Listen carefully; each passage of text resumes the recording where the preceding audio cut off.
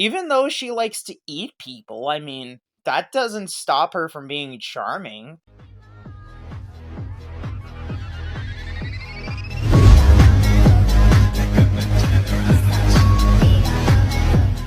Hello everybody, it's me, Duplo's Kids, back with another video for all of you.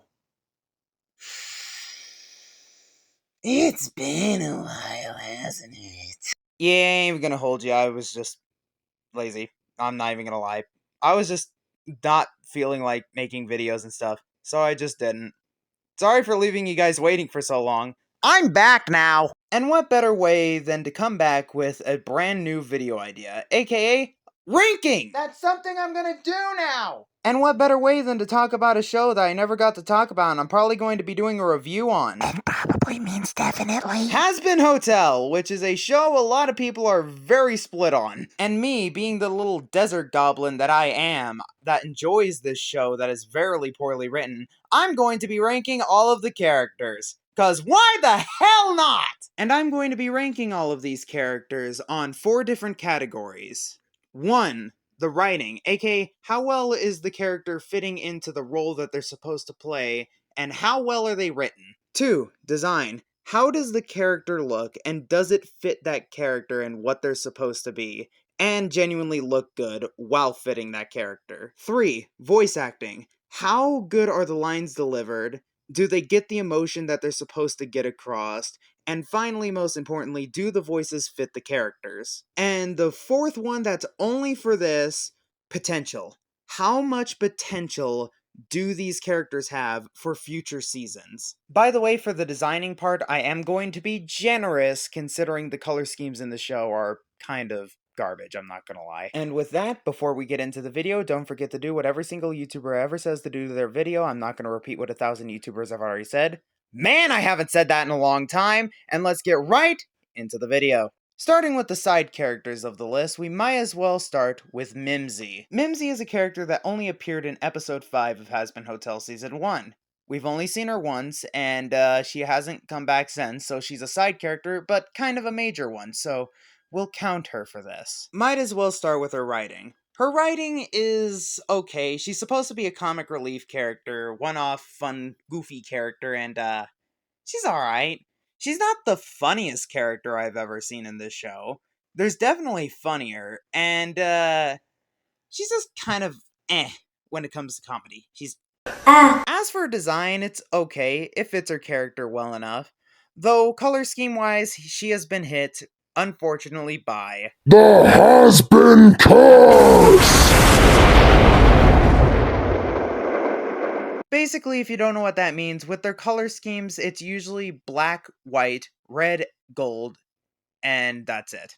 That's literally the only colors they ever really use for character designs. And it's evident with Mimsy for obvious reasons. So yeah, that definitely brings her down a few pegs. And then there's her voice acting, which I do give Hazbin credit.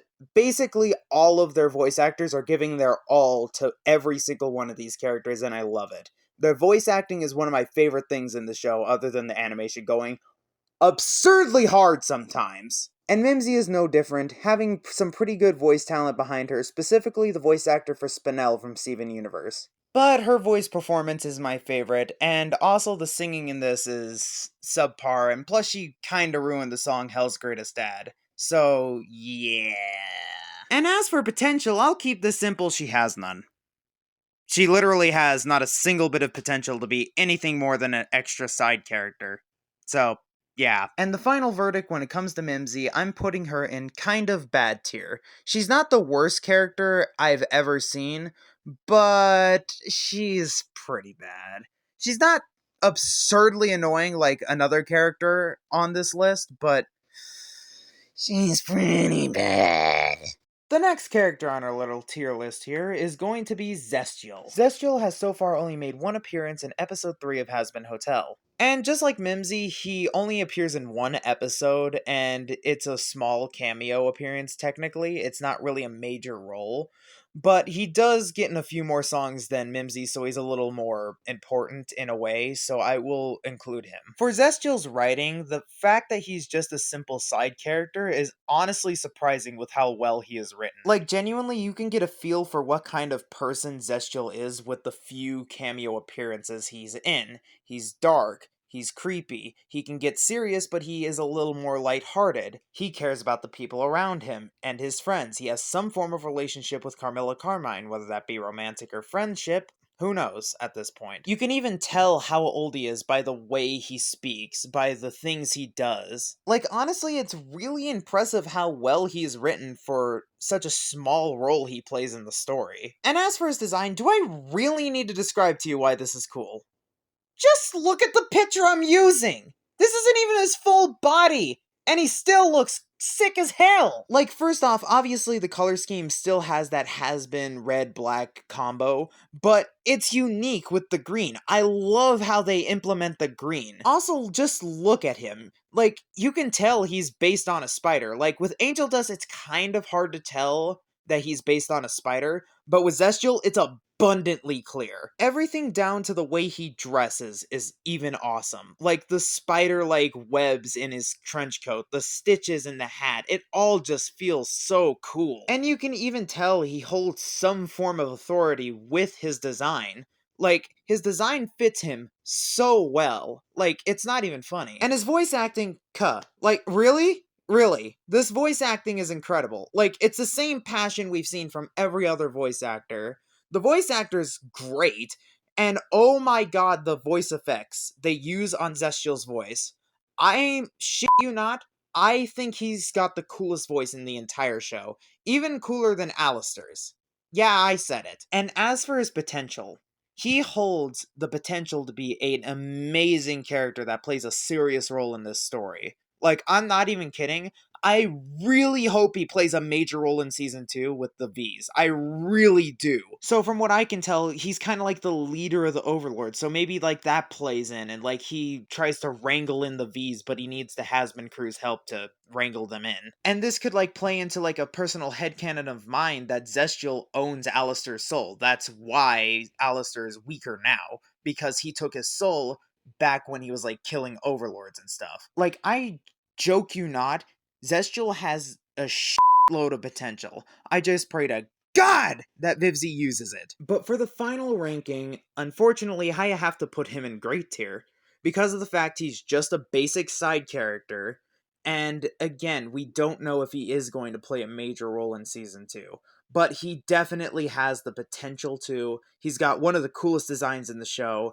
And oh my god, that voice! Next on the chopping block is St. Peter. St. Peter is another character that's only appeared in one episode, that one episode being episode 6 of Hazbin Hotel. His writing is,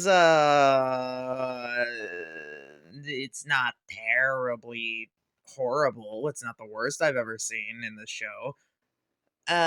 He's a basic side character that's another kind of like comic relief character. He's, okay.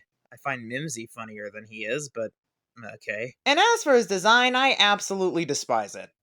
Like, I absolutely hate this design. Like, it would be fine if it wasn't one of the actual Bible characters, but St. Peter looks way different than that in literally anything I've ever seen St. Peter in. Like, what the hell is this? Like, genuine question. Why St. Peter to be the angelic femboy at the door? Like, out of every character. Well, you could have made one, but you decide to make St. Peter a blonde, crowded out femboy at the door. What the fuck? I St. Peter. It's not that I hate it, like the idea of a angel femboy. That's not what I'm against here. I'm just against why St. Peter. Yeah, I just don't like the way they made St. Peter a blonde white man that is clearly just a femboy at the door. And also, I hate his color scheme. Like, oh my god, I absolutely despise his color scheme. I find the idea absolutely hilarious, but his design is not the greatest. And the only really good part about him is that his voice acting. His voice acting is actually really good. I genuinely really like this voice actor and what he's doing. And damn, he can sing. But other than that, oh my god, I do not like St. Peter that much personally. Oh yeah, his potential. As for his potential, he has a crap load. Like, genuinely, I can't even deny it.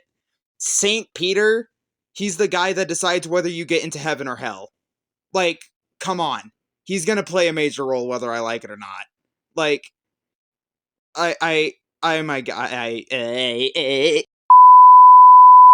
Sorry about that. Brain malfunction. What I was trying to get across is that he's not one of my personal favorite characters. I don't really like his design that much. And I don't really like the idea of him playing a major role.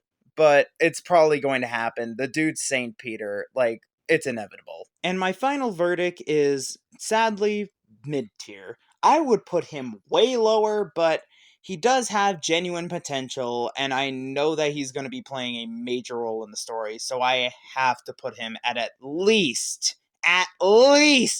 mid tier. Next up is Carmilla Carmine, the first character that's appeared in more than one episode and has more than one song that they're in. And I hate how badly I'm about to have to slander this woman. First is her writing. At first, her writing started off really strong. I genuinely really liked her writing. I liked her character.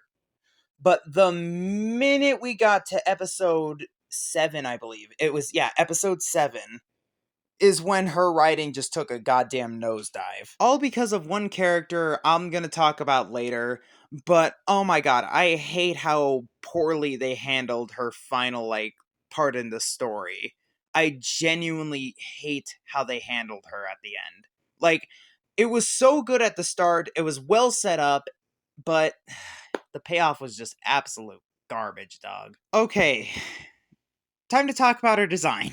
Alright, first off, let's just get this out of the way. She's fine as hell! Like, come on! Finest character in Hazbin Hotel, I'm sorry. Flat out. Like, come on, can you even argue with me? Look at her! Full body. Like, goddamn! But other than that, we're not here to judge attractiveness. We're here to judge genuine design. And honestly, her design with her hair down is really cool. Like, genuinely, I find her design awesome, excluding the obvious attractive stuff about it. It's genuinely a really well designed character. Like, I absolutely love Carmilla's design. And even though she keeps the same color schemes of white, red, and black, it works for Carmilla. It really does. And they don't use too much red here. My only small, teensy little issue with her is when she has her hair up, which is her most of the time design, and oh god, it's horrible. Like, seriously, look at this. Like, it's the one thing that drives me crazy about her, other than obvious other reasons. Like, I genuinely hate how she puts her hair. But other than that, her design's really solid. It's just the hair thing for me. As for her voice acting, just like any other character in the show is incredible. The voice actor, oh, I love this voice actor. Oh my god. Like, genuinely, her voice is absolutely incredible. I absolutely adore the way she sounds, and her voice fits Carmilla so perfectly. And she has a very good singing voice. Like, I absolutely love to hear her sing. And for her potential, she doesn't really have any at this point. Like, genuinely, she doesn't seem like she's gonna play a bigger role, and it seems like she's already played her major role, which is sad, but it's the truth. She's probably going to become a basic side character. And the final verdict on Carmilla Carmine is mid-tier. Even though I would absolutely adore to put her higher, everything about her is just not good enough to go any higher than mid-tier on this me trying to be unbiased. Her design is lacking when it comes to her hairstyle. Her writing took an absolute nosedive when it came to the end of her arc, and she has no potential. Like, flat out no potential. At the end of the day, she's a basic character. Up next is our charming cannibal, Rosie. Rosie, while may be a character who has only 2 episodes to her name that she's in, and the 1 episode that she was first introduced in, she doesn't even have any lines in, she's still a pretty cool character. Writing-wise, Vivzi's one-dimensional women writing actually works pretty well for Rosie. She's another technical comic relief-based character. She's very kind and caring and is also a gossip queen, but she's genuinely funny! I mean, there's other genuinely funny characters in the show. It's just this is the first one I'm talking about the comedy where she's actually funny. And plus, she's just a very charming character. Even though she likes to eat people, I mean, that doesn't stop her from being charming. But yeah, her writing's actually pretty good for being another one-dimensional female character from Vivzy Pop. Her design is probably my favorite of the Has-Been Cursed color scheme. Like, genuinely, I can't think of a better color scheme for the Queen of Cannibal Town than this. This is very perfect for what she's supposed to be. And as for her outfit is great. I love her outfit. It fits who she's supposed to be and also shows how old she is. And shows why her and Alistair have a history. Because of her age. And another little detail that I like about her design is her eyes. The fact that her eyes are completely black kind of show in like a metaphorical sense that you have to be pretty heartless to eat people, or like soulless. So, soulless eyes, hollowed out eyes. That makes sense. Basically, I really like her design. Then there's her voice actor. Well, just like the rest, putting her all into it, the voice fits the character, and the character can sing, so it's not unbearable to listen to them sing. So, just another great voice actor, not much to say. And as for her potential, I would say she doesn't really have any potential to come back. I mean, I could be wrong, but from where I'm sitting, there isn't really any potential for her to come back into later seasons. And with all of that, the final verdict on Rosie is great tier. Her design is one of my favorites in the show. I genuinely like the use of the Has-Been Cursed color scheme here. It genuinely fits her character. Her writing, even though she's just another one-dimensional female character from Vivzy Pop, fits what she's supposed to be and genuinely fits into the story really well, and she's funny. And finally, I genuinely like her voice actor. Her voice actor is good enough, it's passable, and she can sing, so she's not unbearable. And she has a pretty good song. So yeah, with all that, great tier. Next up is the first Seraphim, Emily. Emily is another character who's literally only appeared twice, and those 2 times that she's appeared, she doesn't even have lines. The way the story's going, though, she's definitely going to be a vital character, like, no doubt about it. Now, just like everything else, we're gonna start with writing, and, yeah, this is where the one-dimensional shit comes in. The way to describe Emily's writing is an angel version of Charlie. A very sweet and kind person who just wants the best for everybody. And again, I can't bash her too hard because at this point she's only a side character and she's only had one major appearance. So I can't bash her the way I do Charlie. But in short, for Emily, I kind of would want to see more out of her character. I hope we do, but knowing Vivzy, we're probably not. As for her design, I like it, don't get it twisted. The only thing is, for me, it's way too simple. I would have liked a little bit more detail to the dress, specifically. Like, the dress is a little too simple for me. Other than that, it's a pretty solid design. And just like everyone else I've covered thus far, she's got really talented voice work, the lines are delivered good, and more importantly, she can sing really well. I genuinely really like Emily's singing voice. And as for potential, I literally mentioned it at the start of this video, she's going to become a major character. It's not even potential, it's literally just fact. She is going to become a major character. And me and a lot of other Has-Been fans' theory is probably that she's going to fall to hell and help Charlie out. Which I could totally see for a character like this. So she's genuinely got a lot of potential, for obvious reasons. And with all of that, the final verdict for Emily is mid-tier. A pretty solid character, but not good enough to get into grade. I genuinely really like her, but again, I'm trying to be as unbiased as possible here. So, yeah, mid-tier. Up next is the king of hell himself, Lucifer. Lucifer's another character that's only been in literally 2 episodes. Thankfully, in both of those episodes, he has voice lines. But, yeah, Lucifer's my second favorite character in the entire show. And me personally, I am glad of how well written he is, so I don't have to put him absurdly low, because I absolutely adore the king of hell. Man, that sounds wrong. Anyway, let's get into his character. His writing. Oh my god, I absolutely love what they did with him. When I think of Lucifer, normally I don't think of a guy that genuinely loves his daughter and is very overprotective of her. That's a loner, that's a little silly, goofy goober that is, well, depressed. But yeah, weirdly enough, Hazbin Lucifer genuinely rocks that idea of a character. Like, unironically, he's a genuinely really well written character with really good lines that get me busting out laughing. Like, genuinely, I absolutely love Lucifer's lines. He is genuinely one of the funniest characters in the show. And the quirks they give him, even though they're a little silly and goofy, like his entire obsession with ducks, which is a little strange, but honestly, it works for this version of Lucifer. It genuinely works for the type of person this version of Lucifer is.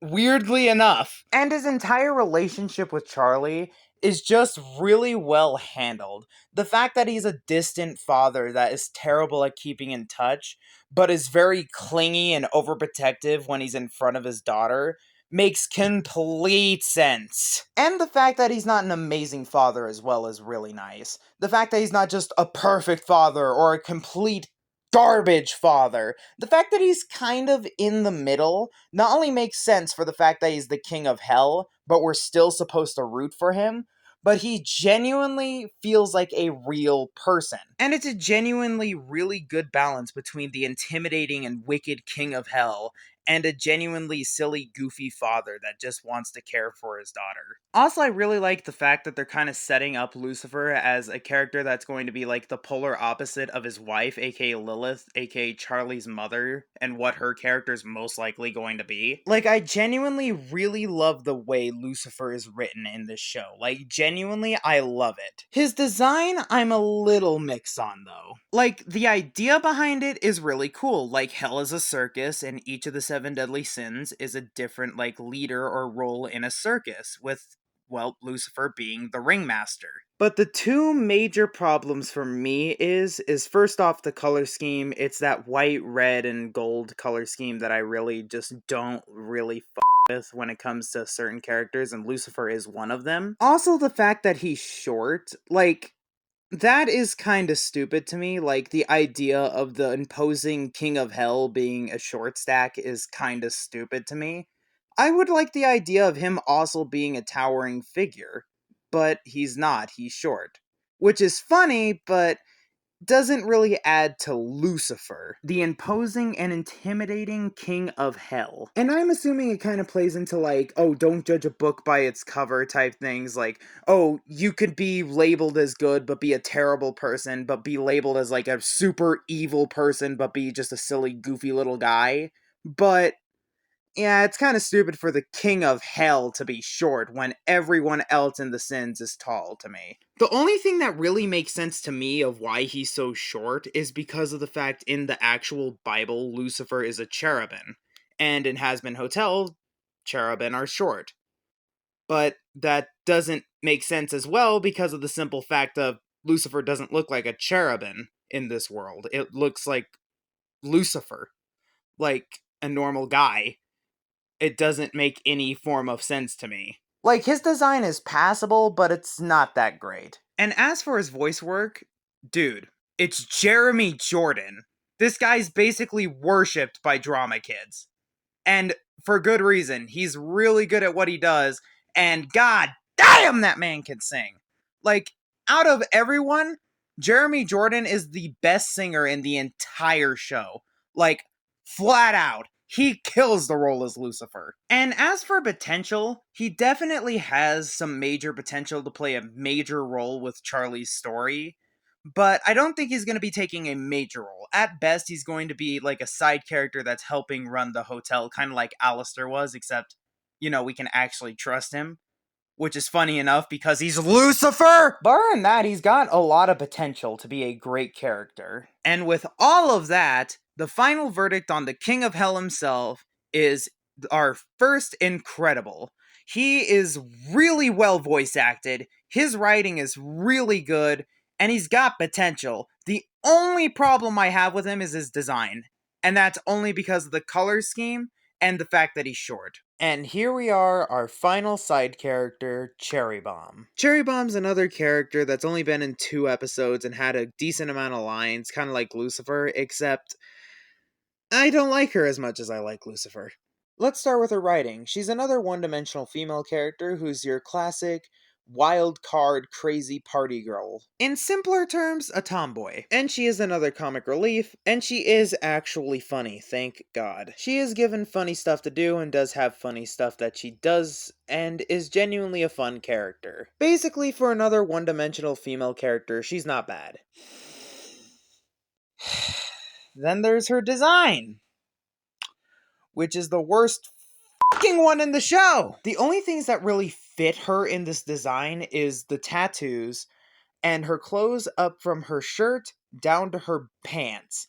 Everything else is just no. I really don't like the fact that she's a Cyclops. That just doesn't really register to me. The has-been cursed color scheme does not work for a character like this because you need a color palette to match her explosive personality. Simply put. Also, her hairstyle.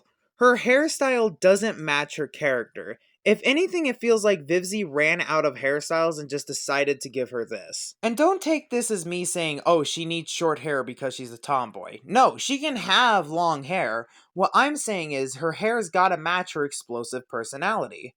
So maybe something more poofy or sharp would make more sense than this just blah, normal hairstyle. And finally, the piece of resistance of pure annoyance when it comes to her goddamn design. Her goddamn shoes. When I say this shit drives me up the wall, I am not exaggerating. And I'm sure you're probably like, what? Why? What's wrong with her shoes? If you notice by the demonstration that I have given here, one shoe has a heel, the other one doesn't. Do you understand how absolutely annoying that is? That one has a heel and the other one doesn't? It doesn't even really match her chaotic personality. It would make sense if it was a normal boot and a normal shoe, or a heeled shoe and a heeled boot, but it's a heeled boot and a normal shoe! It drives me insane! It's first off impractical. Like, could you imagine wearing a sneaker and a cowboy boot? It would be uncomfortable as hell! Also, the proportions would always be weird because one foot would be elevated and the other one just would not be. It would always look weird, and it just ugh! It looks uncomfortable. Being somebody who draws things, it makes me uncomfortable. And flat out, it just looks stupid. Could you imagine one of your homies pulling up with a goddamn cowboy boot and a sneaker? You would mock the hell out the ass! Come on! And even me, who is poor as fuck! This is so bad! This is just bad fashion! What the hell is this? It drives me fucking insane. I absolutely hate her design simply for these goddamn shoes! These shoes drive me insane. Off the design, let's just go on to the voice acting. The voice acting is good, each line is delivered fine, and I genuinely like that she has an Australian accent. This is a really cool add-on from the pilot. And as for potential, she's going to be a major character next season. There's no way that she's not going to be. She is going to be a major character next season. And the final verdict on Cherry Bomb is great tier. She's a very funny character that's well written enough to work. She's genuinely a pretty well voice acted character and is genuinely got a lot of potential. Even though I absolutely despise her goddamn design. Now we get into my favorite thing, villains! And our first villain is Velvet. Velvet's a character who's appeared in a few episodes, and is genuinely an interesting character, and I genuinely really like her. But let's talk about why I put her where I put her. Her writing is another one-dimensional female character. She's a very sassy and bratty girl who is incredibly self-centered, simply put. As a character, I find her really funny, because she does have some really good lines, except for the hashtag line. That is a terrible line and point deduction. But she's one of our main villains. She's a part of our main villain group, and yeah, as a main villain, you really can't be one-dimensional. Like, you can, but you need to be really, really, really interesting to be one-dimensional. So, yeah, I can't really say she's a really good character, because she is one of our major villains, therefore she needs more than one personality trait. As for her design, I really dig it. Like, I love the way they did her proportions.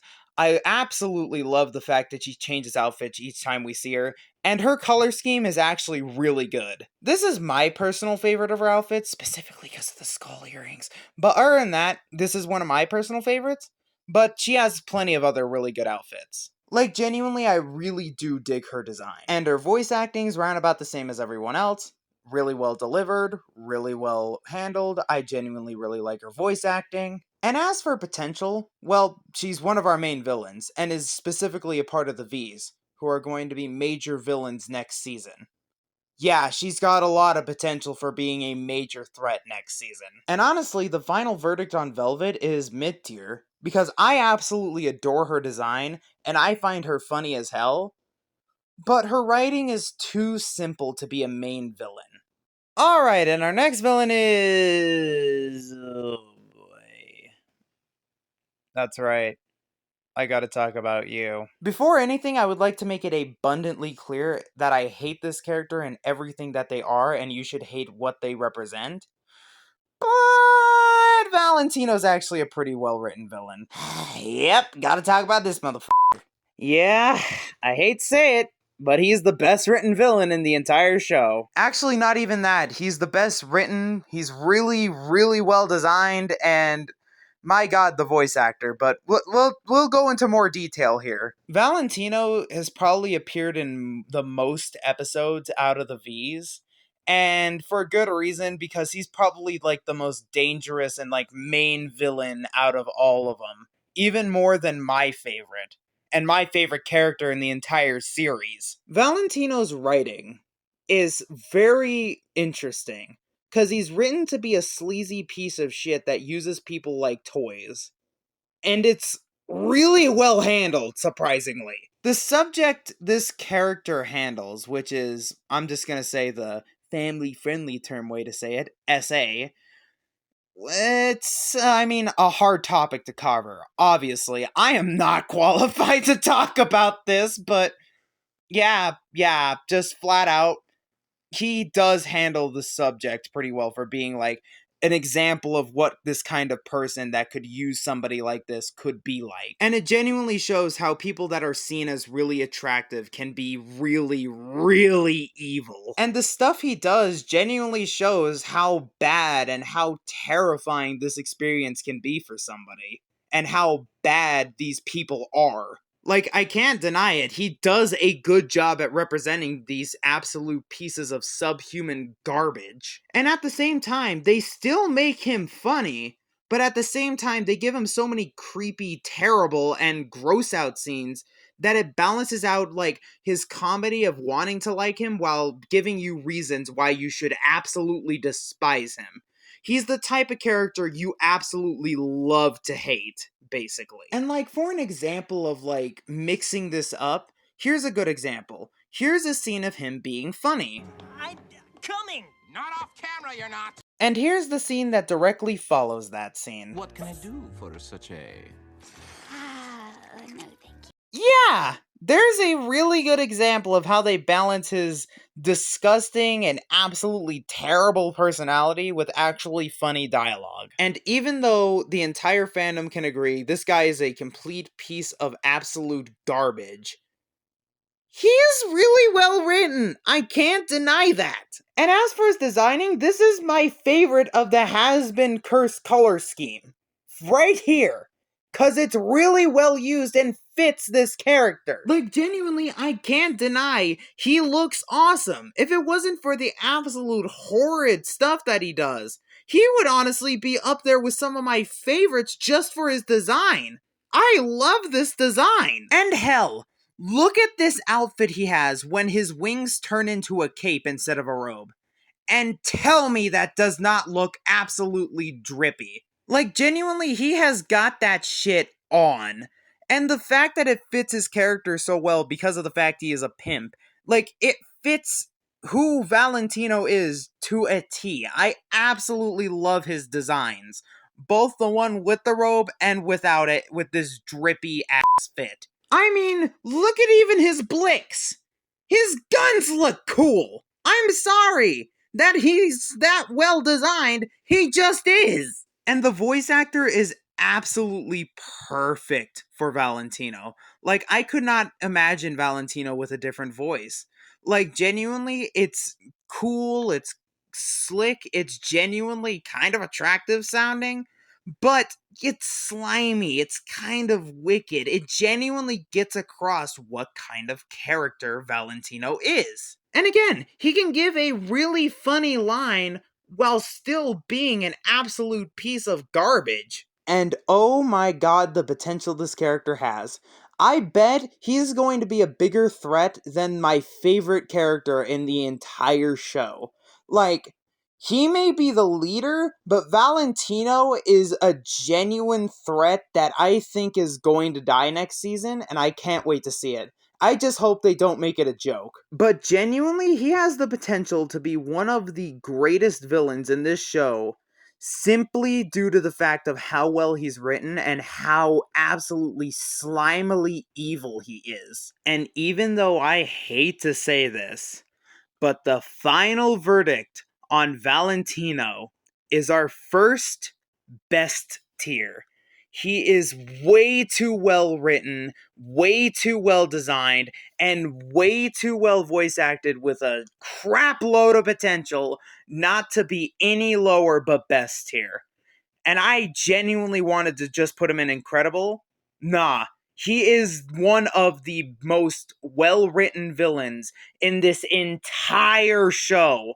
I'm sorry, that's just the truth. Next character is my personal favorite character, and the leader of our main villain group for season 2, Vox. Vox is another character that's only been in 2 episodes, but so far I have already fallen in love with this character. He's my favorite character. So let's start with his writing. His writing is simple so far, but it's passable enough for a main villain. He's a very cool and cunning villain who is also incredibly manipulative, but most of the coolness is a facade for his more childish nature, because deep down he's a very petty and vengeful character who gets angry really easily, and is also incredibly irrational. All of that coming together to make a very interesting and funny villain. Like, genuinely, some of his scenes are my favorite in the entire show, especially the scene where he's being a football dad for Adam and Alistair's fight. That's just gold. But yeah, he's a very funny and charming character that, while yes, isn't like the greatest villain I've ever seen, but he's passable enough for this show. He's not the best written, and he's not the funniest, but he is passable. And then there's his design, which is the best one in the entire show. Everything about his design is just completely and utterly dope. From his outfit to the actual physical design of the character to the TV head, which made me realize how cool characters with TV heads can be. He genuinely feels like a demon and genuinely feels unique from any other demon I've seen. His color scheme is what they were trying to do with Zestial, but better, because I absolutely love the range of blues here, from the dark navy blues to the normal blues to those vibrant electric cyans. Oh my god, they all look awesome. And also all the little details. I absolutely adore all the little details, from the antennae to the hat to the different color of the pupils and the eyes, from that weird like blood thing dripping from his mouth, from one of his eyes becoming hypnotic, to the electric just auraing around his body. That is a word I just said. Like, genuinely, I appreciate every single little detail in this design, and all of them are great. Also, I really like Vox because he's a really good contrast to Alistair. Not just for the fact that he's a TV and Alistair's a radio. No. I like it because of the fact while Alistair's more expressive with the way his voice morphs with the radio, Vox is more like his design morphs, the way his TV head just glitches, or the way his entire body just trembles with electricity. Like, it's just genuinely a really good contrast to Alistair. Like, just genuinely, his design is the best one in the entire show. Everything about it is just awesome. And his voice actor does a really good job of capturing what kind of character he is, and I absolutely love his line deliveries. And also I like the effect that they give of like when Vox is angry and he's all glitching out, his voice glitches out as well, just showing how he is a TV-headed character. And it just also adds to his design. Like, genuinely, his voice and the way it contorts all just keeps adding to the design that is just incredible. And obviously Vox has a lot of potential to be a serious threat and a genuinely cool villain. Like, I cannot wait to see what they do with my boy. I just pray that when they kill him, because of course they're gonna kill him, they do it in a more dignified way. I'll get more like into how I hate the deaths in this show when I do the full review.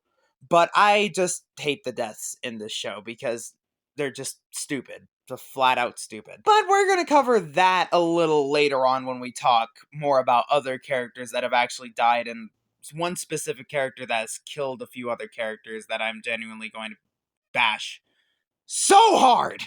And I can't wait to do that. But anyway, I absolutely adore Vox. And honestly, I hate putting him as low as I did. But the final verdict on Vox is incredible. He's an amazing character, but he's not the best. He's the best designed, but he's not the funniest. He's not the best written. He's not really that intimidating.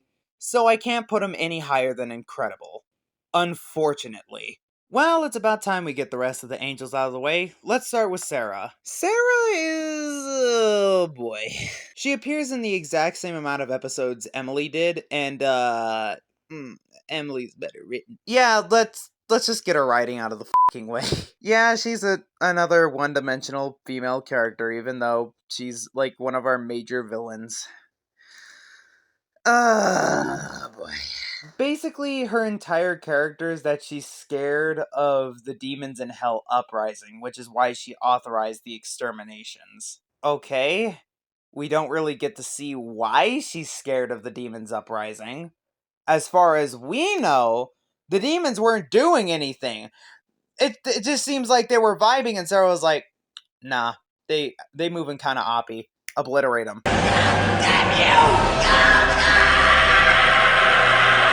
Like, seriously, what did they do? What did they do? Like, we're given no context. And she's not funny because she's a serious character, but her lines aren't really that, compelling. I'm just flat out gonna say that. Like, we're given no reason of why she's scared that the demons are gonna uprise. Is there, like, a prophecy?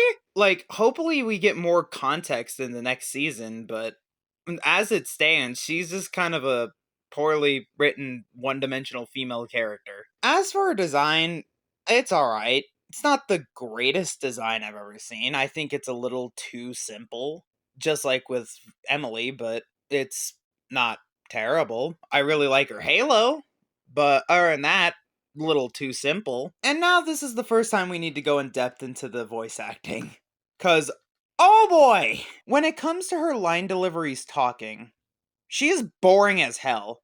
Like, everyone else is putting 100% into their performance. Sarah is putting 10% at best. Her line deliveries are dry and they're kind of just boring. They don't have any weight behind them. She's just kind of saying things and they kind of just are said. Like, that's really all I can tell you. However, when this woman sings, god damn! Like, she goes from 0 to 100. She literally goes from giving literal nothing to 1,000,000%. I feel more emotion when she's singing and the weight of her words when she's singing more than when she's talking. Which is good because it's a musical, but at the same time bad because when that means you're only good when you're singing, not when you're talking, trying to be serious. I'll give credit where credit's due. This woman can sing. I am just flat out, genuinely, I was shocked when she started singing so well. Because with her dry performance, I was expecting her to sing pretty dry as well. But no, she sings angelically. Like, damn! And as for potential, she definitely has some to be a major threat and a major villain. Probably even like a redeemed villain, like a villain that gets redeemed. But at the same time, I don't really care because she's such a bland character. I don't care about her potential, unlike the other characters that have potential. So she goes down a few pegs, even though she does have some serious potential. And with all of that being said, the final verdict on Sarah is kind of bad. She's just too bland. The only time she's interesting is when she sings, and I just don't care about her because, well, the story just doesn't care about her either. Up next is the angelic bad bitch herself, Lute. Lute is a very prominent character throughout the season when it comes to villains, just like Valentino and who's standing behind her. I genuinely really like her, but out of the two other more prominent villains, she is the worst written.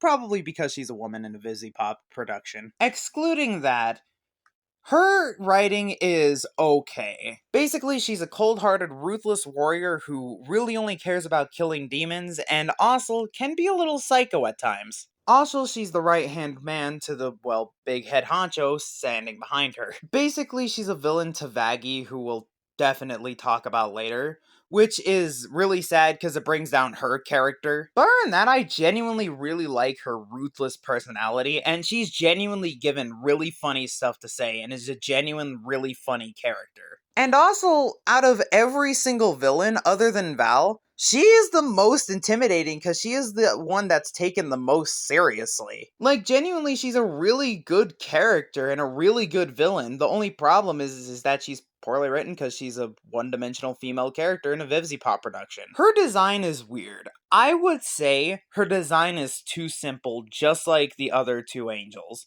because she's just got the exact same outfit every other exorcist has. I mean, like, she's a higher commander, so I would feel like she'd have a different outfit on that would fit her character more than this. Maybe an outfit that has more navy and dark blues to contrast, you know, who's behind her's gold colors. She dresses like every other exorcist, but the only difference between them is that we get to see her face, which honestly I prefer because it not only sets her apart from the other exorcists, but honestly, she's got a really nice face.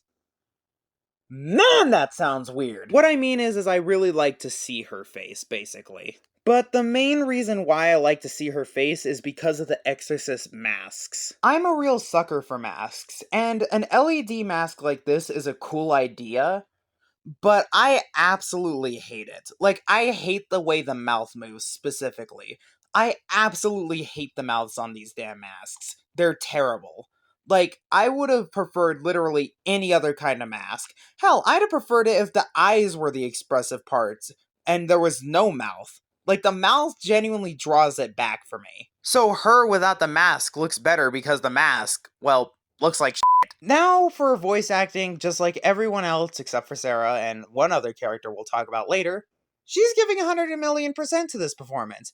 And damn, this woman can also sing. And as for her potential, they're building her up to be the next big villain, along with Lilith, in season 3, I'm assuming. So honestly, I can't wait to see where her plot goes, and hopefully she becomes better written. But I highly doubt it because, again, Vivzy Pop made this. But anyway, the final verdict on Lute is mid-tier. I would love to put her higher because I personally really like her as a character. But again, her writing is kind of mid, honestly. Her design could be better. And her voice acting is amazing. Just flat out, I have nothing to say about her voice acting. Oh yeah, and also her potential, she has it, but it's probably gonna flop. And our final villain of the hour is the first man himself, Adam. Adam, personal biases aside, is hands down the best villain in this show. And they killed him. And also, Vivzy Pop basically confirmed she's not going to be bringing him back, which is a stupid idea in my opinion, but we'll get to that later. For now, let's just talk about this absolute maniac. Adam's writing is one word. Great. Unlike Valentino, whose writing is more about how bad of a person he is, Adam's writing is more about his comedy, of how funny he is. The best way I can describe Adam is a narcissistic man-child. Simply put, that's literally it. Oh yeah, and he's obsessed with sex. Because of course he is. And that's where his comedy lies, because of the simple fact he is just an asshole. He just says completely out-of-pocket shit and it's funny as hell. And it's also funny because of the fact he's not a demon. He's an angel, and he says this. An angel. Also, unlike a lot of the other characters in the show where the writing doesn't really fit the Bible inspiration, this actually fits Adam pretty well because of the simple fact in the actual Bible, Adam's a sinner, not an angel. So it makes sense for Adam to be the angel that says this stuff and not some other angel. Also, the fact that he's the leader of the exorcists makes sense because, again, in the actual Bible, Adam is the one who introduced death into the world. So it makes sense that Adam is the leader of the angels that bring death to hell. And the reason why it makes sense that Adam is the leader of them is because of the fact they're exorcists. That means they're not the main army in heaven. The main army in heaven are called the powers, and they're led by the Archangel Michael.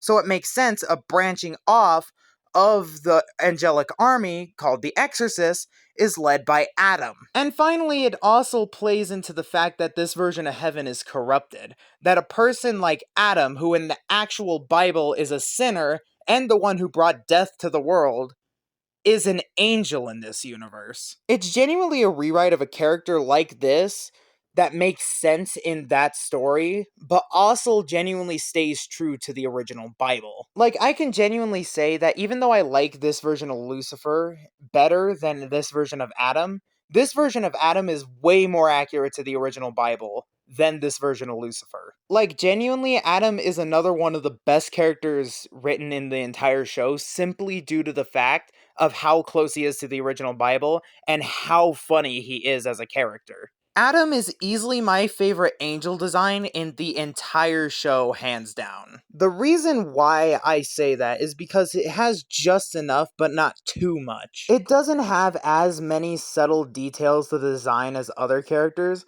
but the little, like, spikes on, like, his little collar, I genuinely really like that. Also, with his robe, I like how flat yet sharp it is at the same time. It genuinely fits the character and the role he's playing, but it doesn't blow it out of proportion. And honestly, I really do like his color scheme, both the basic version and the final episode version. I genuinely dig the color scheme of Adam. Then there's the mask. When I covered Loot, I talked about how much I absolutely hated the Exorcist masks. But Adam's is the only one I genuinely love. Starting with the color scheme of this mask genuinely looks better yellow than in just the plain white. And also it still fits the whole angel idea. Second off, the mouth. I absolutely hate that weird stitchy mouth that the normal Exorcist has. It looks way better as just a bunch of glowing teeth that move around like a mouth. It looks way cooler. And finally, I really like the detail on the horns on this. Like, genuinely, it looks like demon horns with the golden little bit at the bottom, but while still looking like a mask. Like, genuinely, Adam's design is my third favorite in the entire show, simply for the fact it just looks good as an angel. And also looks good in general. Also, it fits his personality incredibly well. I couldn't see this Adam as anything else other than this. Also, the fact that Adam even has horns not only plays on the fact that he's technically an evil angel, but it also plays on the fact that in the actual Bible, again, he's an actual sinner in the Bible. So it makes sense for his angel form to still have horns. And literally the only complaint I have with Adam's design is his human face. But even then, this still looks like what I feel like this version of Adam should look like. The only thing I would change would be the skin color. I'd make it a little darker to actually represent what Adam would actually look like. But, you know, it's Vivzy Pop. She's terrible at representation. I'll let it slide. Bar in that little nitty gritty detail, it's genuinely a really good design. I absolutely love Adam's design in this show. As for his vocal work, dude, it's Alex Brightman. If you don't know who Alex Brightman is, like I didn't know who he was when I first heard Adam, he is a two-time Tony-winning Broadway star whose most iconic role is Beetlejuice on Broadway. Like, genuinely, this guy is just crazy. He's an amazing voice actor, and also, The way he delivers Adam's lines makes him even funnier. Like, genuinely, I couldn't think of anyone better to voice act this character other than Alex Brightman. Like, genuinely. And dude, when it comes to his songs, he doesn't miss one time. The two songs that he's in, Hell is Forever and You Don't Know, are fucking bangers, dog!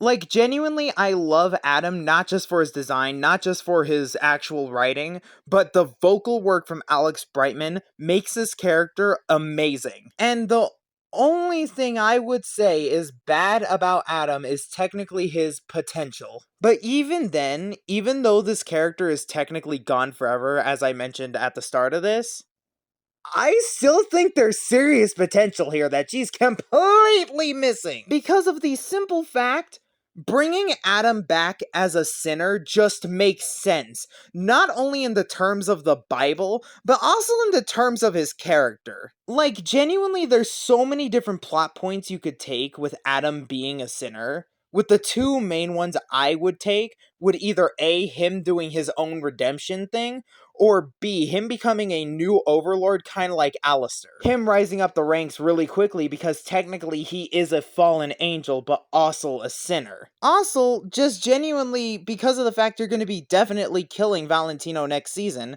wouldn't it make sense for Adam to become a really powerful overlord and join the V's? And it would make a lot of sense for his character. But it's all going to be missed because Vivzy isn't going to bring him back, which I think is really stupid.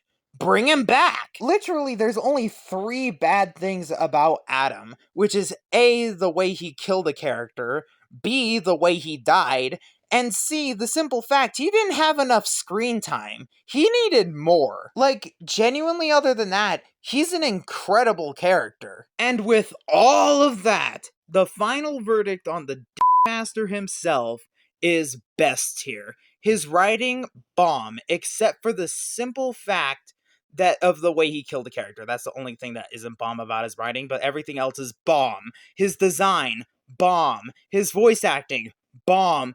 And even the fact that he has potential to still come back, even though Vivzy's gonna completely miss out on it, it's still bomb. This character is bomb! And next up is our main cast, and we're starting with Nifty. If you can't tell, I don't like Nifty, not one bit. And I'm actually very happy at the point I get to put her at. Now, let's start with her writing, which is wow. Basically, she's the normal comic relief of the group. She's meant to be the comic relief. And she's a psycho, and her entire shtick is that she's small but terrifying, and also that she likes bad boys. AKA, it's not fucking funny. And don't take that as me saying psychotic characters can't be comic reliefs. I mean, look at Trevor Phillips from GTA. He's funny, but he's psychotic as hell. The problem is that Nifty is given literally nothing funny to say, and she's one-dimensional in a bad way. And it's okay for a comic relief character to be one-dimensional, but man, it really doesn't work for her. Literally, the only joke she has is randomly saying out-of-pocket stuff. Something about bad boys or trying to kill bugs. That's literally her entire thing. And the only times that they try and diverge it, it's annoying. It's just flat out annoying. The only time I genuinely kind of like Nifty is in the scenes where she was trying to help Angel Dust in a way by being an annoying little brat. But there is one piece of writing in this show that she contributes to that I absolutely goddamn despise. Basically, in the season finale, 2 characters died. One of them died in a really stupid way, but we'll talk about that when we talk about that character. And the other one, which was Adam, got killed, which is the main villain of that season, which makes sense for him to die. But it's the way he died that absolutely pisses me off! So let me describe this to you. The battle's won.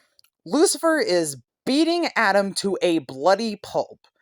Charlie pulls Lucifer off him to show him mercy. Adam gets up and starts talking about who he is and how they should be respecting him. And then he gets stabbed in the chest from behind And then this little piece of shit comes out of nowhere and just starts stabbing the crap out of him.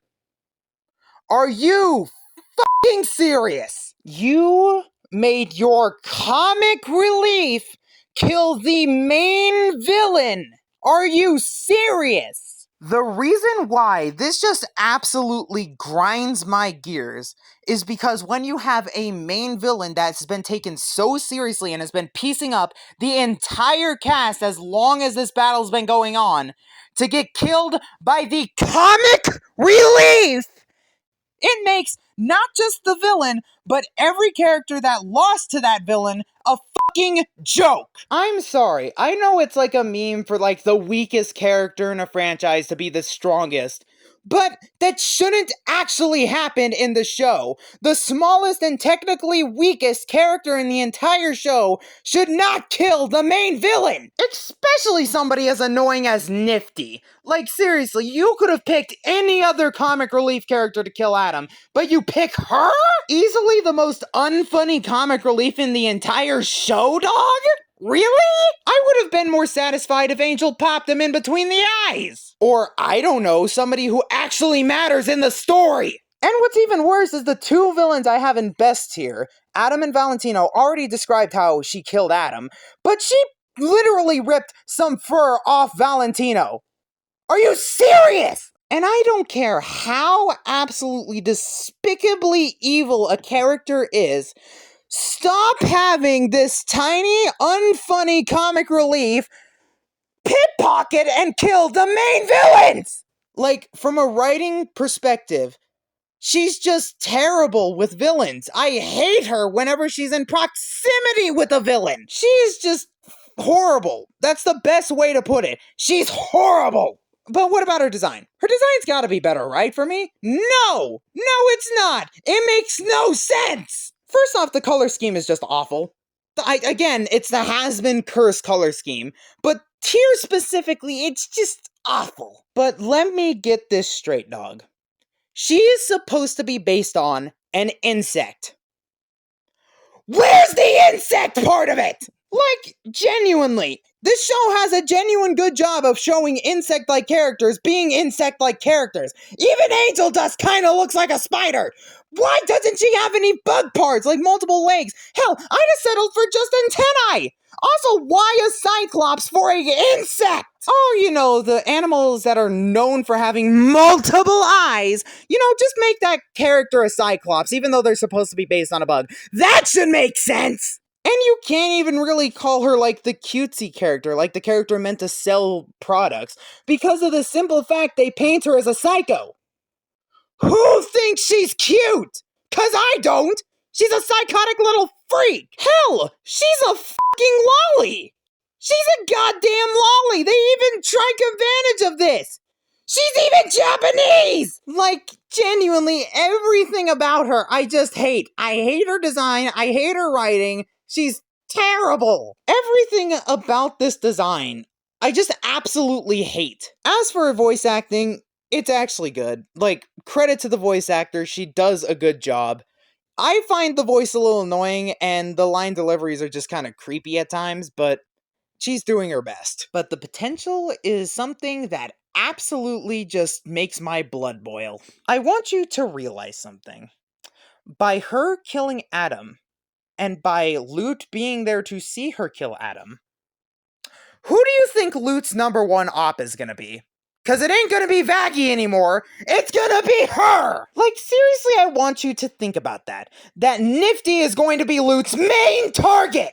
Not her archenemy, Vaggie, not the actual King of Hell, hell, not even our main character! No, the little annoying comic relief is going to be Lute's main target! I just hate everything about her. Genuinely everything except for the voice acting.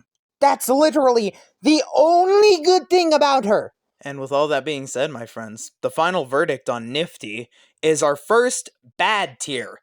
She's awful. She's not, okay, let me put it like this. She is an absolutely awful character. I hate her with every fiber of my being. But She doesn't, like, interrupt the story 24/7. The only thing that really annoys me is that she killed Adam. That's the point that gets me to absolutely despise her. Alright, now that we're done with Nifty, let's talk about my favorite of the main cast, aka Husker, or Husk. Husker is my third favorite character, and it might be because of his voice actor and because of the type of character he is, but let's just get into his character. For his writing, he's basically like an offsetted asshole type character. Basically, he's just a complete and utter piece of shit for no reason other than the fact that that's how he is. While at the same time, he's also the wise old bartender that, well, knows everything about everything. And is also a very supportive character and genuinely wants the truth and is just a genuine guy.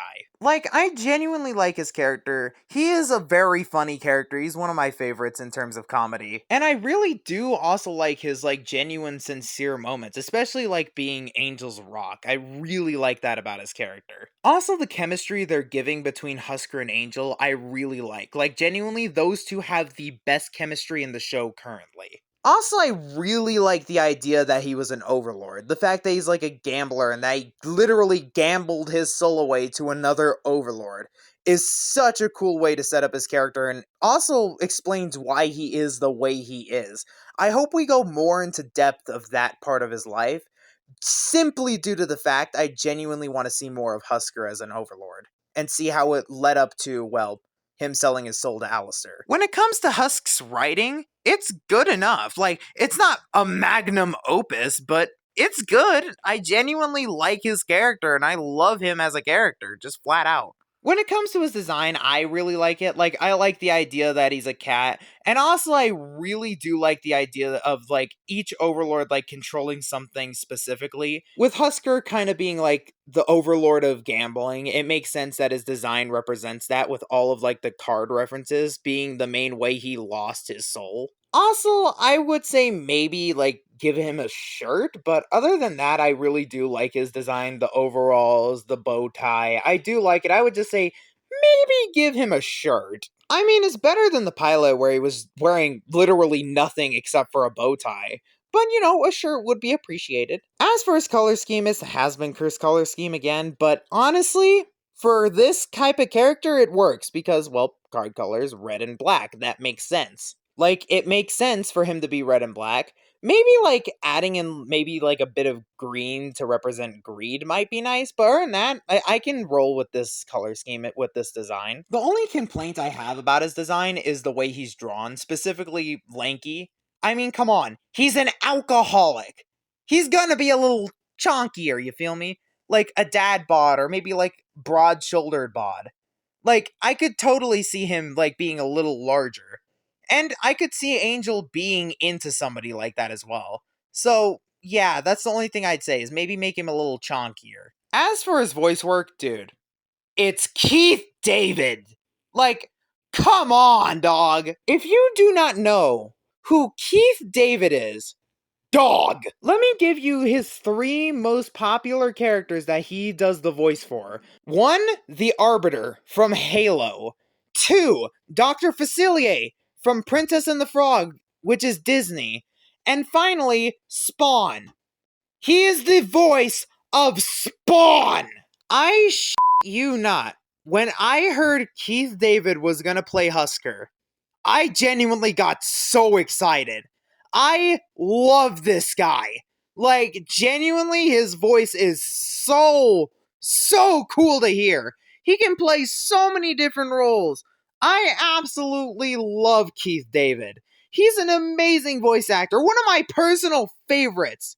So, yeah, of course Husker's my favorite, simply for the fact for having one of my favorite voice actors. Like, come on! And do I really need to say that Keith David killed this role?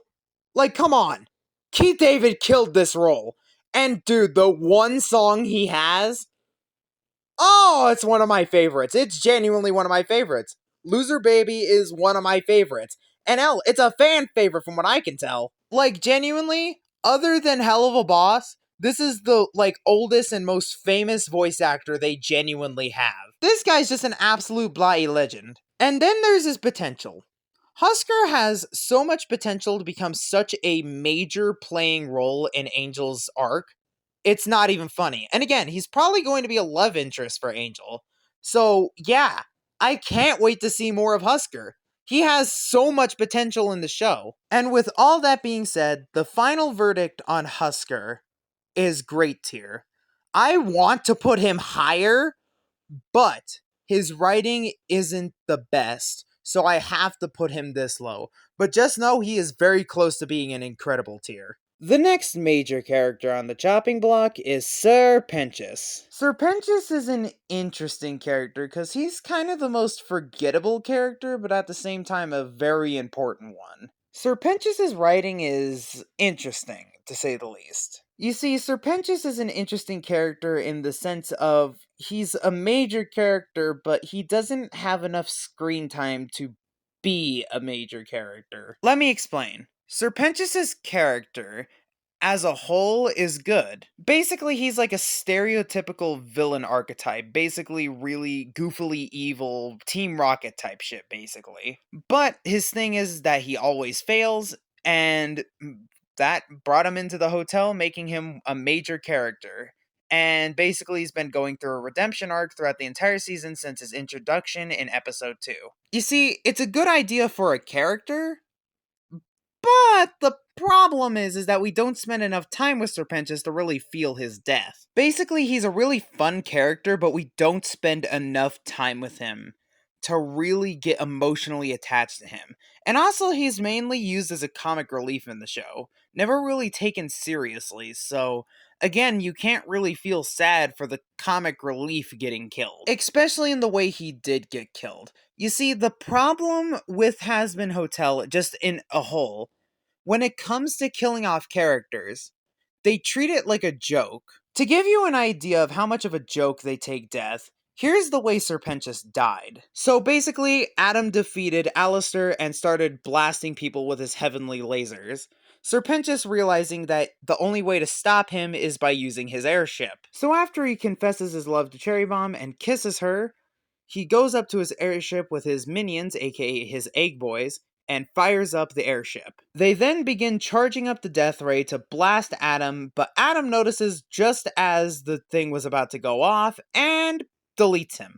Literally just blink and you miss it, deletes him. And I don't remember exactly what the line is, but he says some form of witty line after just deleting Sir Pentious from existence. But the reason why I'm not completely mad at Adam is because, first off, Adam was a threat, and second off, they actually did give a bit of an emotional moment with our main characters after he got deleted. But it still didn't linger long enough. They should have lingered longer on Sir Pentious' death. Maybe it takes like a few minutes longer, or like a few seconds longer at least. And I'm not saying torture the guy. I'm saying maybe like zoom in on his face as he gets literally dusted. Like give us the audience the time to process that this character just died instead of just blink and you miss it. Oh yeah, also I will mention this, even though he's not the funniest character, he is very funny. His writing is very funny and he's given very funny things to say and do. He is a very funny character. Then there's his design, which I absolutely love his design. Dude, it's a steampunk cobra. That is just awesome. Also, his color scheme actually works really well with the yellow, the black, and of course the red. Like, genuinely, I truly, absolutely love this color scheme for Sir Pentious. Also, I absolutely love the hat. I love how the hat's alive. That's just awesome. Like, he genuinely, not just in writing, but design-wise, feels like a Saturday morning cartoon villain. Which is a good thing because that's kind of what his character is. But at the same time, they can give this character expressions that make the audience feel truly sorry for this pathetic snake man. And then, of course, there's his voice actor, which is also Alex Brightman. Yeah, I completely forgot to mention, Alex Brightman voices 3 characters in this one universe. Those 3 characters being Adam and Sir Pentious from Hazbin, and in Hell of a Boss, he voices the character Fizzaroli. So yeah, I already described who the hell Alex Brightman is. He's not as funny as Sir Pentious as he is as Adam, but he's still funny. Like, the dude is still incredibly talented. I have to say, Alex Brightman kills Serpentius. Both in a figurative and literal way, because he kills the voice of Serpentius, but at the same time, he voices Adam. So in a weird way, Alex Brightman killed his own character with one of his other characters. Yeah, that's something that is a thing. As for his potential, of course he has a crap load. Again, at the end of episode 8, he got redeemed and went to heaven. So he's definitely going to be playing a major role. So with all of that being said, the final verdict on Serpentius is great tier. He's an okay character, but a very forgettable one, and one that's not taken extremely seriously, but is probably the best comic relief character we have for our main cast. Well, our next main lead is probably the biggest face of Hazbin Hotel, Alistair. Alistair, in terms of character, in terms of everything, should be my favorite character, but no. No, Alistair's mid as hell, dog. Let me explain. Alistair's character is well written to a extent. So, what I mean by that is the lines that are written for him, the things he does are awesome. Like, all the different scenes of him being intimidating are cool. All the different jokes I genuinely enjoyed, and he's genuinely an enjoyable character. He's just written weirdly, man. I ain't gonna hold you. But the weird thing about Alistair's writing is that in episode 1 to 4, he is one type of character, which is a kind of cold but goofy, creepy character that lurks in the shadows and just wants to watch everyone in the hotel fail. He's creepy, he's dark and mysterious, and nobody knows his deal, and everyone is scared of him, and he just does not care about anyone in the hotel except for probably himself. Until episode 5, where he made a weird character change and genuinely started caring about the people in the hotel, especially Charlie, calling her the daughter that he never had, which is hands down the biggest turnaround I have ever seen for a character.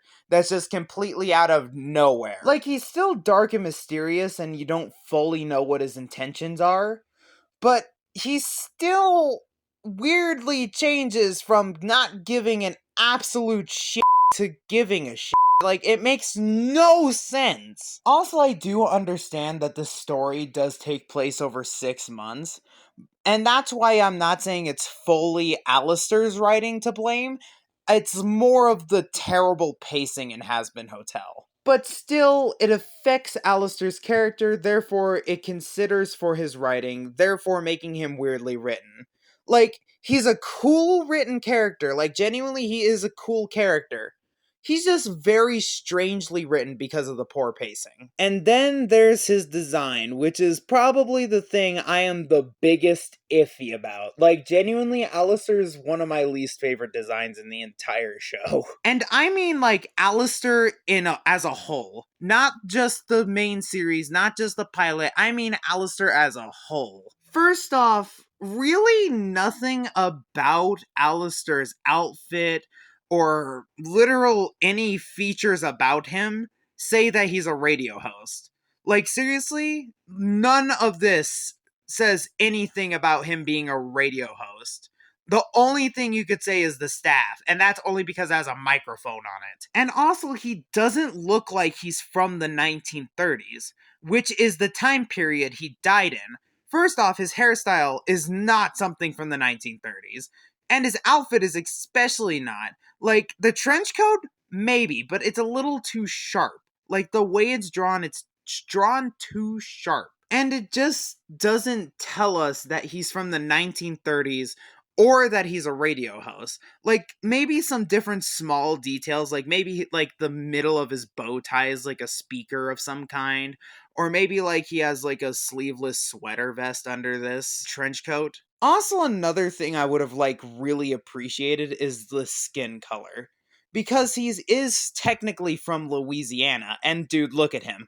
Does he look like he's from Louisiana? Literally, the only reason why I think Vivzy did that is so that he can canonly have voodoo and also have his room look like this. Like, something cool you could have done with the skin color is, like, make it a dark shade of gray to match the fact that he's not only from the 1930s, which are mostly times that are seen in black and white because of the TVs back then, but also because of the fact that he's of a darker nationality to show his darker skin color. And it would also play into the fact that he's a more dark and mysterious character, and also the fact that he uses shadow people.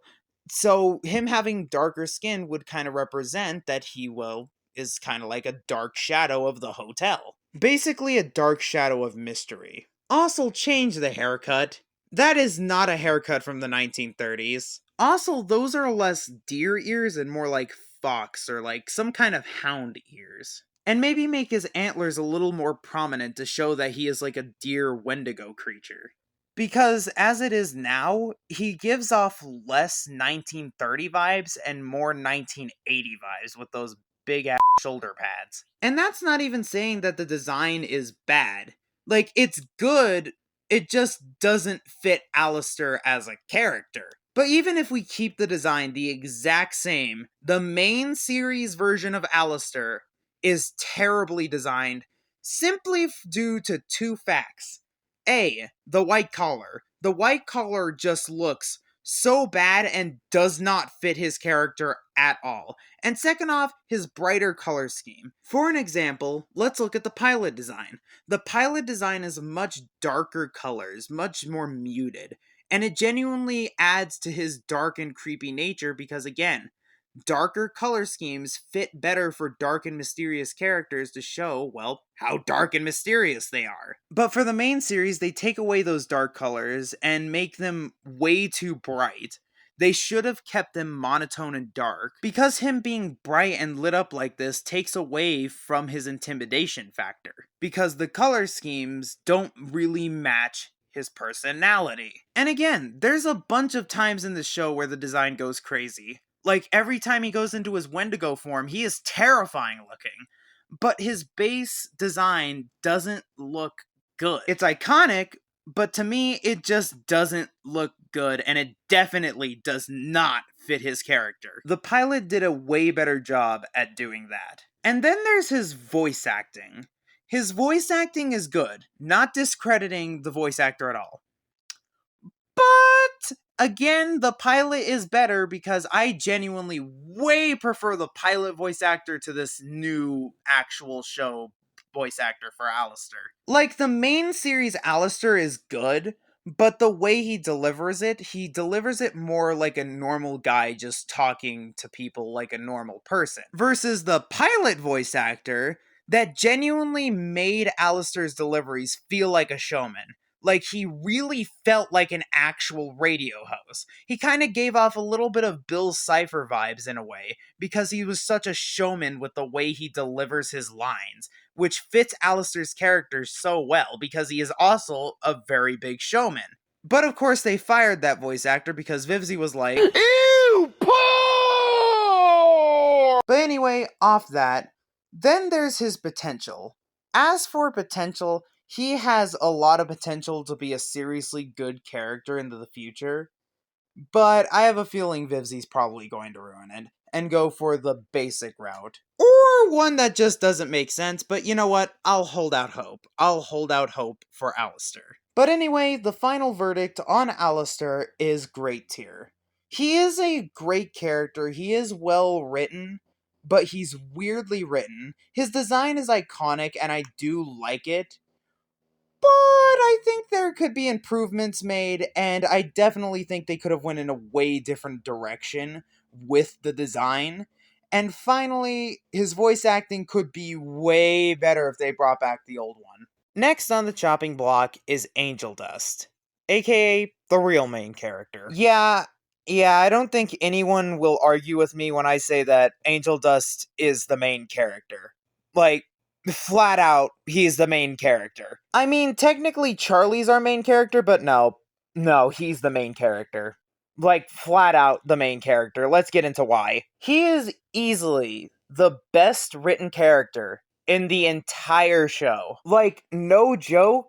She is just flat out the best written character. So basically, the type of character Angel Dust is a sexual deviant that's, well, kind of obsessed with the art of pleasure, but is also a broken soul that just genuinely wants a better life. Which is flat out the best handled thing in this entire show.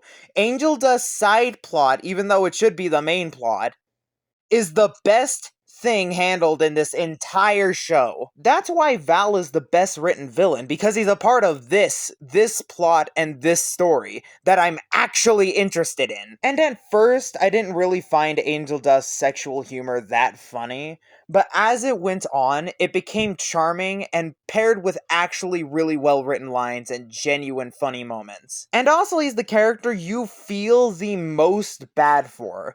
I want nothing but good things for this character. He even has the best written song in the entire show, because Poison feels less like an actual song that's just for this universe, and more of a song you could just play on the radio casually and nobody would question you. It's the most song-feeling song. And he shares a song with Keith David. I mean, come on! Like, flat out, his entire story I'm the most invested in. I'm so invested into Angel Dust's story, and I can't wait to see how it ends. The best way I can put it is that Angel Dust is hands down the most charming character, and the character you can get the most invested into in this show. And then there's the design. I really like the design. It is definitely fitting Angel Dust as a character. Is it my favorite design in the entire show? No, not by a long shot. But is it a good design with an actually really good color scheme? Yeah, it's a really good design. And I've learned from watching a bunch of videos of people trying to redesign these characters, Angel Dust just can't be redesigned. This is the best design for Angel Dust. And then there's his voice acting. I was a little thrown off at first from the pilot, but you know what? The new voice actor's grown on me. I really love the delivery he gives, and he genuinely gives the emotion needed for the scenes that Angel Dust is needed to be emotional in. Like, this voice actor genuinely gives the best, like, emotional, choking through tears sounding voice I've heard. Like, genuinely, really damn good voice actor. And dude, as for potential, Angel is carrying this show. Like, flat out, Angel Dust is carrying this show. Because he's the most interesting character, and in Season 2, our main villains are going to be the V's, including Val. So I cannot wait to see where they go with Angel Dust for Season 2. And honestly, with all of that being said, I already got a final verdict, which is best tier. He's the best written character. In general, he is the best character. And just flat out, he's well designed, he's well voice acted, and he's just the most interesting and charming character in the entire show. Alright, we're near the end with our second to last character, Vaggie. And I'm not gonna hold you for a single second. You know how badly I went off on Nifty? Yeah, I hate her way more than Nifty. Let's just get right into why I absolutely despise her and why she is my least favorite character, not just in Hazbin Hotel, but in the Hell of a Boss Hazbin Hotel universe in general. She is the worst character in the entire series. Let's start with hands down the worst part of her, which is her god-awful writing! The best way I can put her character is a nice version of Lute. She's literally a carbon copy, nice version of Lute, yet she has no real nice qualities. Just like every other female character, she's one-dimensional as hell, and it doesn't work for her. She needs to be more than one-dimensional. Then there's the writing of her comedy, which strictly depends on her being like a military soldier and trained on that and being very cold. Which isn't funny. Like, seriously, Nifty got a few more laughs out of me than her. Like, flat out. Nifty rarely ever gets a laugh out of me. She never gets a laugh out of me. Not one. And I am dead convinced Vaggie is Viv's least favorite character, simply due to the fact of how poorly written she is and how lazy her writing is. Because, oh my god, the entire plot of her being a fallen angel is so stupid and so poorly handled, I wasn't even invested. And unlike Nifty's just at random annoying times, and the only time she actually affects the story is when she killed Adam, here, she's constantly affecting the story! And she's constantly a part of it! Which I hate so much because she's so poorly written! There is really not a single bit of build-up to the plot twist that she's a fallen angel. Not a single hint, not a single anything. Like, it just randomly comes out of nowhere. And then it kind of ruins Charlie's character because, I don't know, the leader of Cannibal Town, a cannibal, has to remind Charlie what her morals are! Think about that! Somebody that literally eats people had to remind the nicest character in hell what her morals are! Are you serious? And then she ruins Carmilla Carmine's entire plot. Like, she just easily gives up the angelic weapons without really much of a fight, and they give us this song, Out for Love, which is a banger song, but she just randomly gets her wings back in the middle of the song. That doesn't make any sense! Like, as far as we know, she just got God of War style fucking ripped apart, and now she just randomly gets her wings back? How? Why? Like, what is the reason? And even during the battle, she doesn't use them! So what's the goddamn point? And when she does use them during her fight with Lute, and then like at the end of the battle, first off, Lute should have won that fight. There is nothing indicating Vaggie should have won that fight. If anything, it would have been more powerful if Vaggie lost that fight. But the way she uses her wings is just to go cut some rocks and then fly to Charlie, which could have easily been an emotional moment where she actually gets her wings back and actually makes sense why she gets her wings back! And then there's the entire romance plot with Vaggie and Charlie. Which, first off, there are really no indications that they're together. Not a single indication until episode 5. Also, they don't really have any chemistry. They're just kind of vibing. They could literally be just friends, and nothing would change. And literally the only time we actually get a romantic moment between these two is not only during the season finale, but with the worst song in the entire show that's literally just a rehash of a song we already did with the same fucking character! Vivzie was so lazy that she didn't even want to write them an original song. She just used More Than Anything again, which is a song between Charlie and her father. So if anything, it's kind of fucking weird that you're singing the exact same song that her and her father sung together. Like, this is one of many reasons why I despise this character, because she's so lazily written. Like, that's why I say Valentino's a better character than her. Because of the simple fact, at least he's well written. And also, Vaggie and Charlie's relationship is literally pointless. It's only there for the gay. Like, seriously, when a goddamn kid show is doing gay romance better than you, you've got a fucking problem! That's why I prefer literally any other ship other than these two, except for the uncanon ones, because those ones are just... Like, genuinely, everything about Vaggie's writing is just flat out... a 2-pack of ass!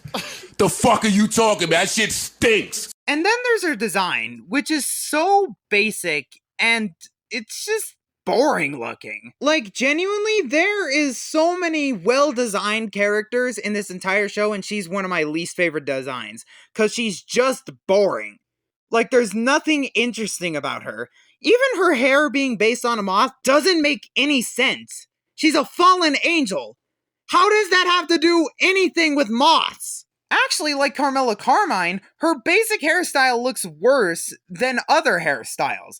Like, her letting her hair down looks so stupid, but when it's up in a ponytail, it looks good. Like, genuinely, she has a worse design, but keeps problems from other characters in her design. Her clothes are boring, her color scheme is, well, the has-been curse color scheme. And her design is just bland. There's nothing interesting about it. It's just bland. And then there's the second thing that pisses me off about her, and that's her voice acting. Her voice acting is so bland. While every other character is giving 1,000,000%, even Sarah gives more effort in her performance than Vaggie. And plus, honestly, I would prefer it if the original voice actor from the pilot was here, because at least she gave Vaggie a personality, and it wouldn't be so insulting if the voice actor didn't voice Mirabel in Encanto. What the hell? How is this the same voice actor? And normally in this show, the singing is the saving grace. But this voice actor is giving so little effort into her performance that Vaggie's voice sounds droning. It's the worst singing voice in the entire show, and I genuinely can't listen to certain songs in Hazbin Hotel because of her voice.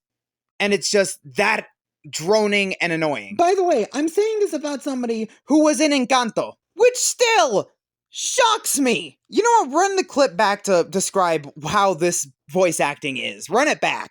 That shit is a 2-pack of ass. And even as it stands, she has no potential in my eyes. There's not a single bit of potential for her to even get a redemption arc in my eyes for her being a well-written character. She's already done a nosedive into the dirt. She's at the core of the earth of bad writing.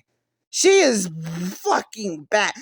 Hi, I think Ape vs. Monster is a better written movie than she is a written character. She is genuinely the worst character in any of these has-been hell of a boss shows. She's the worst character. So for that, the final verdict on Vaggie is a 2-pack of ass first ever garbage tier. Absolute and utter trash! Finally, we have made it. Our main character, Charlie Morningstar. As for her, I don't hate her, but I would say she is definitely another really poorly written character. Like, let's get to her writing. So she's our main character, and as I stated with Emily, she's literally just like Emily except in hell. Which is a problem, because I can't be as forgiving as I was with Emily, and you saw the tier that she got. She has some moments that I really do like, but at the same time, she's really poorly written, especially for a main character. That's why I say Angel Dust is the real main character, because Angel Dust is really well written, and written the way a main character should be written. Not like Charlie. She doesn't really have any flaws, and the flaws that she does have, they never really get fixed. Or if they are just never brought up again. And what I mean by that is that they make a flaw and that was never there before, fix it, and then never bring it up again. And then our actual flaws just go completely under the radar. Which is really bad for a main character because the entire point of giving your character flaws is to, in a way, fix them. Or have the character grow. And also another thing I really don't like is that she feels like she needs to be here only because of the fact she's the main character. Other than that, she's pushed to the side for Alistair and Angel. Just flat out. Like, there was a lot of potential for her to be a really cool and interesting character. I mean, come on. She's the princess of hell and the daughter of Lucifer who's trying to redeem sinners to go to heaven. That has a lot of potential and sounds like a really cool and interesting story, but it just doesn't really feel like Charlie's story, even though it should because she's the main character. And then there's her design, which, honestly, I do like it better than the pilot one, but it's still not the greatest. Like, I really don't like the way the eyes look. I think that the eyes could have looked a little better, but you know, for this art style, it looks good. I will say that. This is a good looking character. Her voice actor is definitely a step up from the pilot's whiny, kind of annoying sounding voice, but it's still pretty basic. It's just a basic voice, which is fine for Charlie, but you know, a character with a little more oomph would have been a lot better for our main character. And obviously, she's the main character. She should have the most potential out of everyone, but again, you don't really care about her potential because there's other characters with other potential that is way more interesting than Charlie's potential. Which is sad because, again, she's the main character. Charlie genuinely feels like a character that was only made because Vivzie needed a main character, so she just made Charlie because of the fact she needed a main character. But other than that, she's just kind of there. Like, she's the main character, but she takes the biggest sideline out of any character in this entire series. So for that, I have to put her at bad tier. Like, I don't personally hate her like I do Nifty and you-know-who, but she's not the greatest. And again, she's a main character that feels more like a side character. And there you have it. The entire tier list of Hazbin Hotel characters. Here it is in all its glory. And just for funsies, here's my tier list based on complete and utter bias. And with that, the video should be over. But before we end the video, I have a few announcements. First off, yes, I will be doing a full review of Hazbin Hotel. And telling you why it's an interesting show, but it's my guilty pleasure. But oh no, dear viewer. The reviews don't stop there. I'm going to be posting a few polls for you guys to look at and genuinely pick what you want me to review next. And the 2 polls is going to be one live action one that will have 3 options. 1, the entire modern Planet of the Apes trilogy. 2, The Boys. And 3, a TV show called Zoo. And then there'll be another one for purely animation, and there'll be 2 adult shows and 2 kids shows. And the shows will be A, Hell of a Boss, the sister show to Hazbin Hotel, B, Invincible, C, The Owl House, and D, Amphibia. And I'm gonna do reviews on all of these, but I want you guys to pick which one you want to see first. Also, I was thinking of doing another tier list like this one, but with the Hell of a Boss characters instead of the Hazbin Hotel ones. So let me know if you'd be interested of seeing that. I'll be posting a poll on that as well. Also, be sure to leave interesting comments, because of the simple fact I am still doing the reading comments video. That is coming. But with all of that being said, I'll catch you dudes in the next video. Goodbye! Like the video, or Vivzy Pop's gonna Weird Al Yankovic your ass. I can't find him. I can't find him. I will fly to Texas and kill you. I can't find him. I can't find him. He made them alone. I can't find him. Leave them alone. I swear to... No.